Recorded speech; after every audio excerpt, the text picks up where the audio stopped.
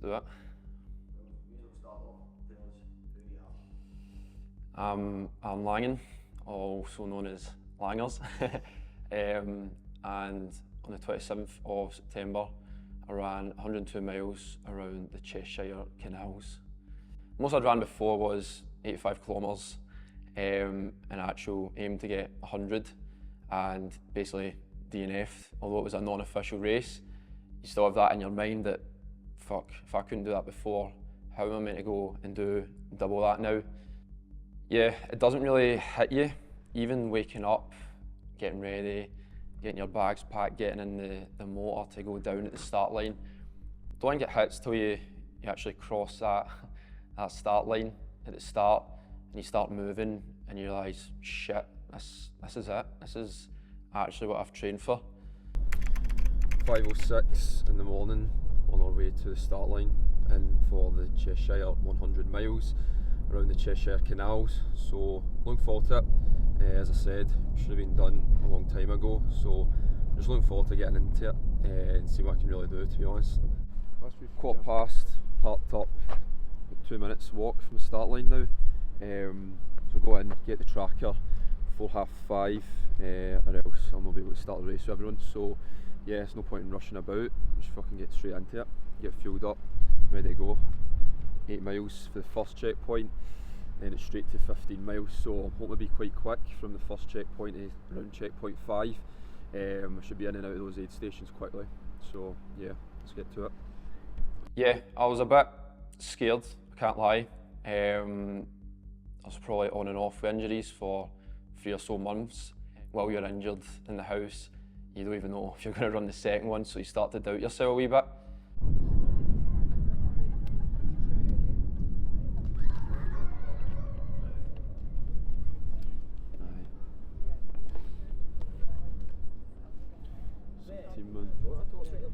Yeah, I went into it, as I mentioned, a bit blindly, to the fact that there was no PB set, no men's, no women's PB. You can go into it with a bit of confidence going, could I finish quite high up here? I think there was only maybe 8 people in my age group, maybe 4 of the people finished. So yeah, there was no doubt that going into it, like, even on the start line, you think there's a lot of people here, but I've never raced a race before with only maybe 140 people, say. There's always been thousands or hundreds. So going into that, you realise you're just a small person in a big group. So currently posted up at checkpoint 1. Langers set off about an hour and 15 minutes ago. It's just gone 7:15, and he's about 1.5 miles out from checkpoint 1. A few fast guys set off earlier on, so we'll see where he comes in with them. But no, it'll be good, to have a good time. You want anything filled up, Ren? Are you alright? No, I'm alright, I should get some electrolytes in me. Maybe a bit of food. I took a gel just to utilise them early. You got a squares bar at your bag? Aye, something like that. I say to him, take a painkiller now rather than waiting until he's sore to take one. Take one. It's not bad, like. Let's go. 6 miles. Came a bit unexpected. At the start of the year, one of the main goals for this year was to run 100 miles. The event itself was the first time event, so it'd never been ran before, which with that, you don't know what to expect. There's no past reviews, no past times, so you're almost going into it a bit blind as well. At the time, it's like, you don't even think about running 102 miles. In my head, I'm just thinking, get to the next checkpoint, get to the next checkpoint, what have I got, split it up, just break it down.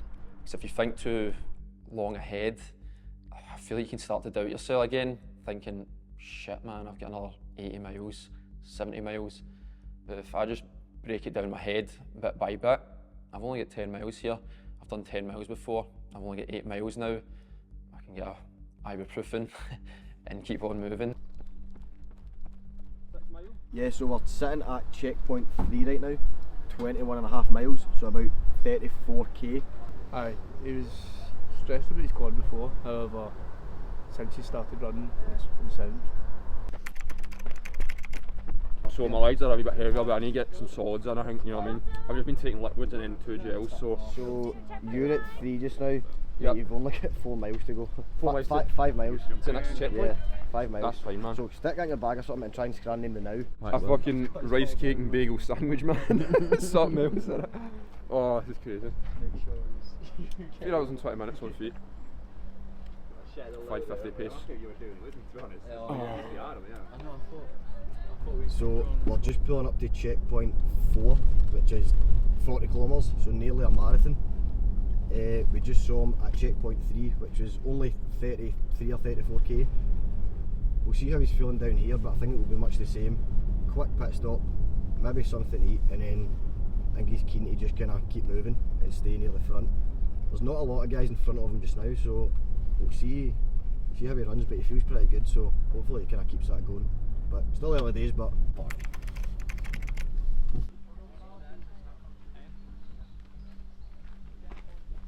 So we're going near the front again, or we Go there again, or we can go to the other ones now, but... Maybe business. A lot of guys in ahead of you. No, I'm trying not to think about it too much. Like, Don't, but like, just for what it's worth, it's... This is a positive. oh, Okay, 420 marathon, mate, is that all you've got? give me some extra speed, man. Mean business now.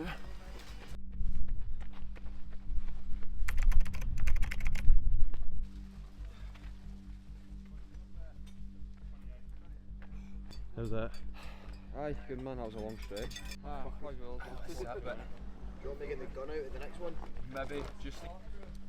Alright. Just heavy legs. Just looking at the back of his heat. So we are standing at checkpoint 6 right now, 41 miles in. He's been running for 7 hours now. So he's in 14th place actually, and he's covered, this will be 41 miles he hits. Aye, feeling good. 6 hours, 37 minutes on feet. 66k in, 6 minute average pace exactly, so feeling good. Me and your man just sticking by each other, just looking at his calves, go see canals in my sleep I think. But I think around obviously mile 50, maybe 60, I think I maybe got the sticks out, but my legs were still kind of fresh, well used to running on heavy legs, so there was a point maybe midway through the race that I think I felt a confidence that I'd never felt before.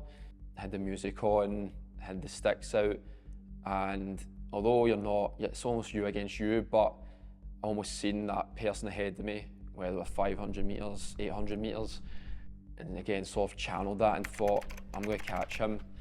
And I just remember catching the first person, and I could see the second in the distance and could catch that person, and before I knew it, I was like, I think halfway through the race, like, I remember thinking to myself, I'm absolutely flying here, I'm picking 4 or 5 people off within this one chunk.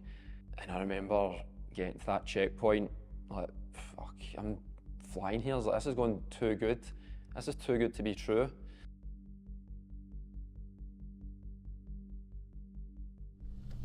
So we've just been to mile 60, checkpoint number 8. He was feeling pretty good. He just ran a 12-mile stint there himself, and he's feeling pretty fit.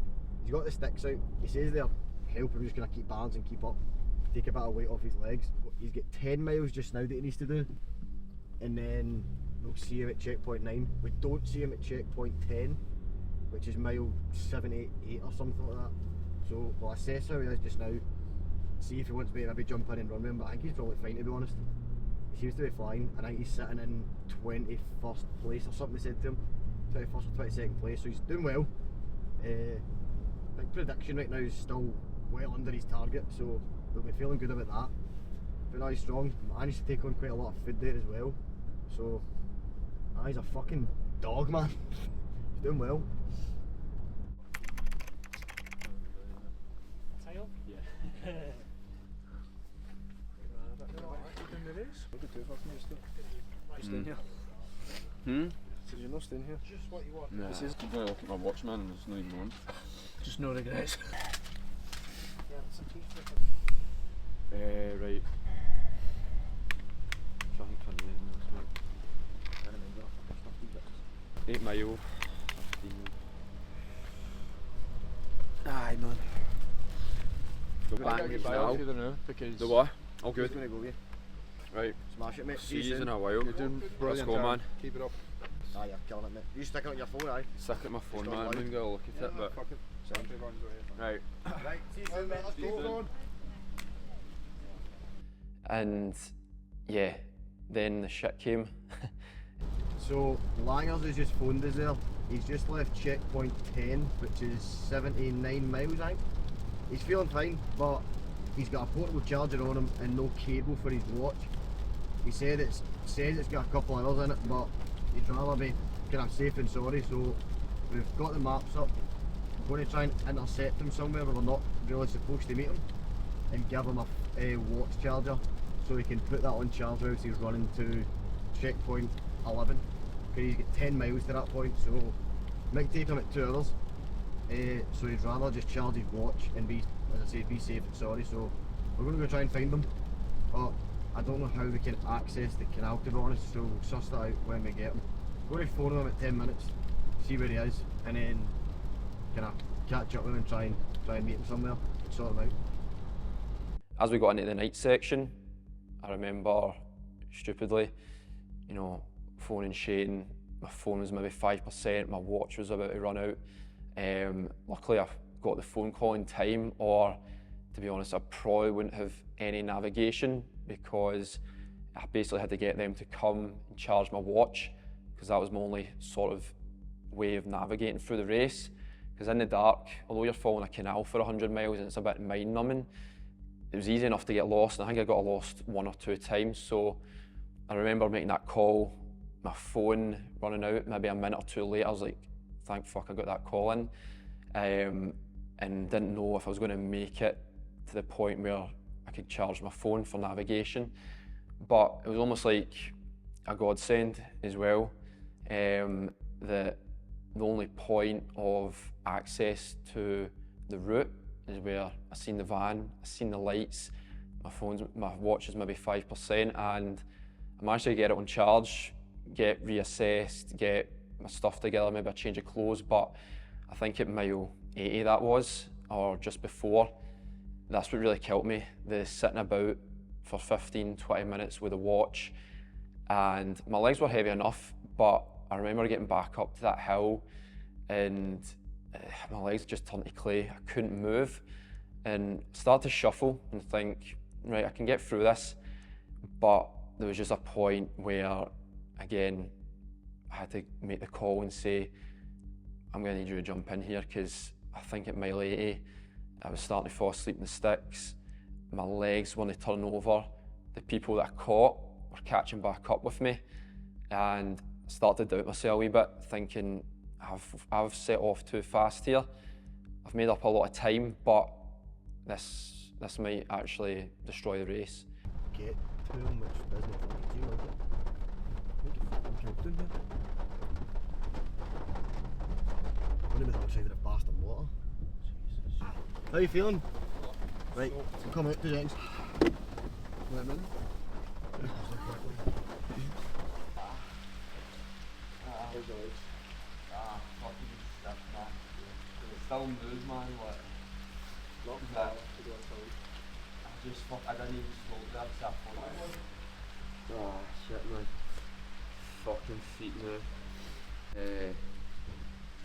Seen what? Just seen the lights, man, and I was like, fucking please tell me that's you. I think I'm like, man, I was like, if this runs out, then I'm fucked.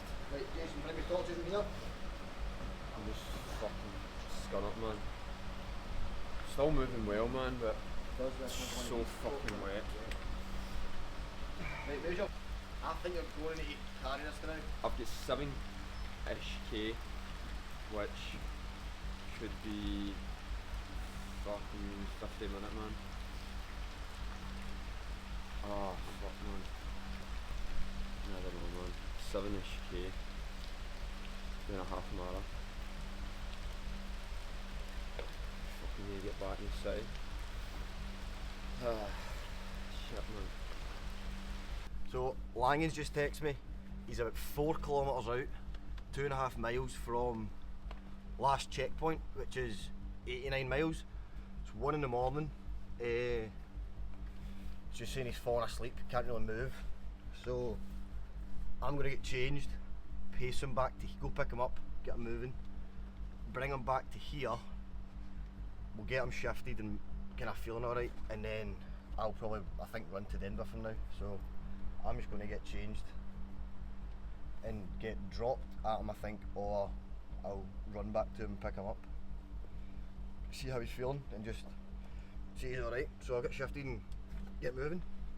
So again, I remember making the phone call to Shane, saying, you're going to drag me through this. I don't care if I need to walk it, but there's no way I'm getting to this end by myself. My legs, I don't think I've ever experienced anything like it. Falling asleep, there was points my legs were trailing. The rain was beating down for a lot of the night, which it didn't at the first 60 miles, was nice and dry, but I think when that rain came down, it was a different story during the night, because there's a point where you're dodging puddles and your legs are that sore you can't even move to clear the puddle, so my feet start getting wet. I start to maybe get some blisters. My knees and hips were getting tight, and I think then, you know, I didn't doubt myself that I would still do it, and I made up a lot of time, but you know, there's thoughts in my brain that, I don't know, this last 20 miles could take forever.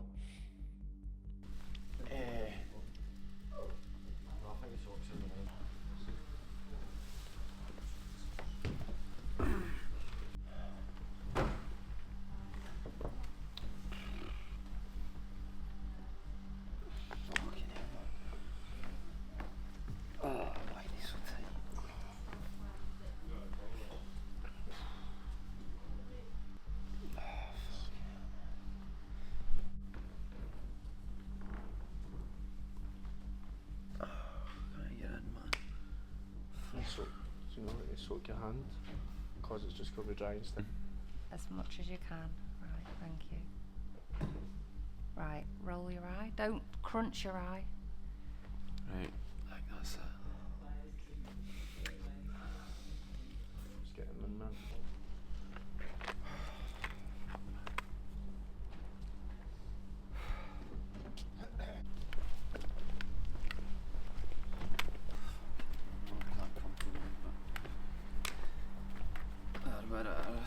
Setting off for the final half marathon distance at the end.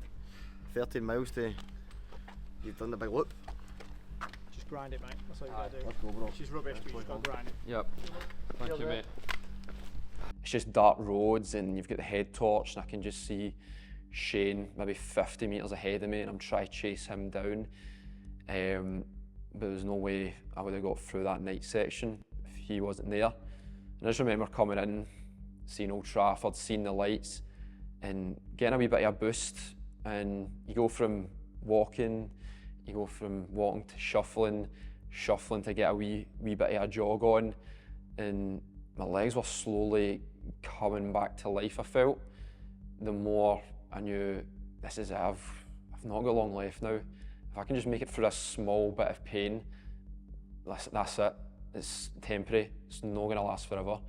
So I remember seeing that bridge that I started on, and yeah, man, the feeling was, it's hard to put into words, to be honest. Seeing the crew, seeing the finish line, coming across the bridge, it's like you start in the dark and I finished in the dark, and you feel like, Jesus, was that the last 24 hours of my life? Did that really just happen? And it did. But there's no feeling like it, seeing that finish line and crossing that finish line, knowing I just done that, and I thought that wasn't possible.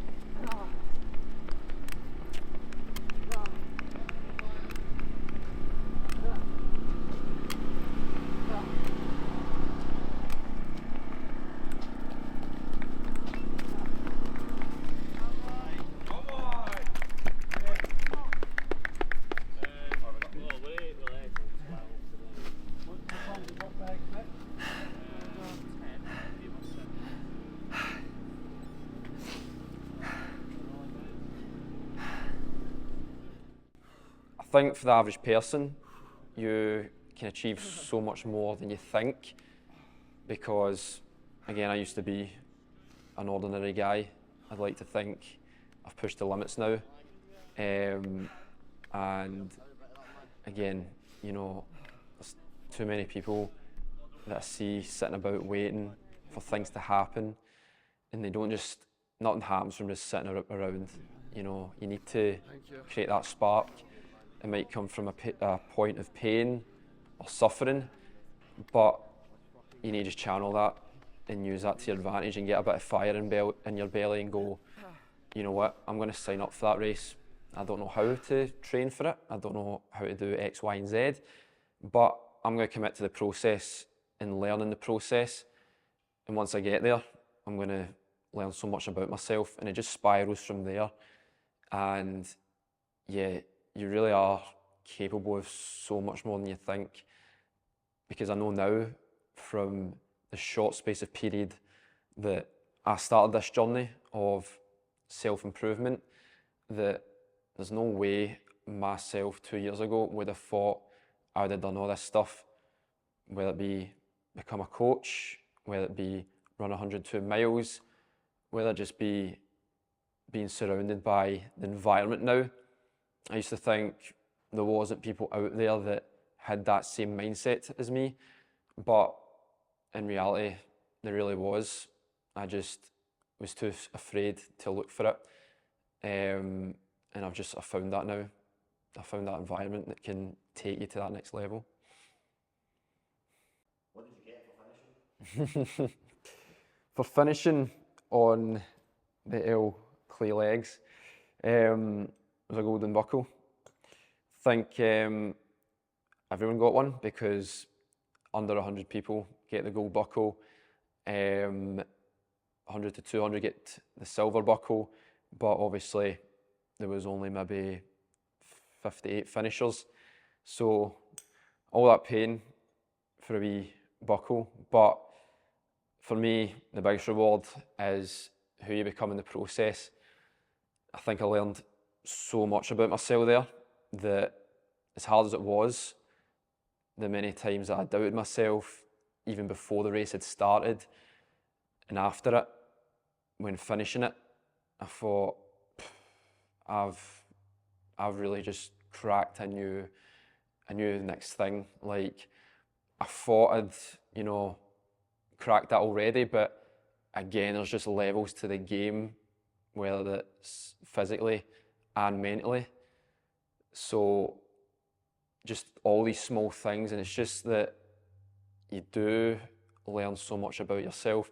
Although it's just a race, it's just 24 hours, but that 24 hours can lead to a lifetime of just learning and the experience, and there's no way that I won't remember that experience on my deathbed.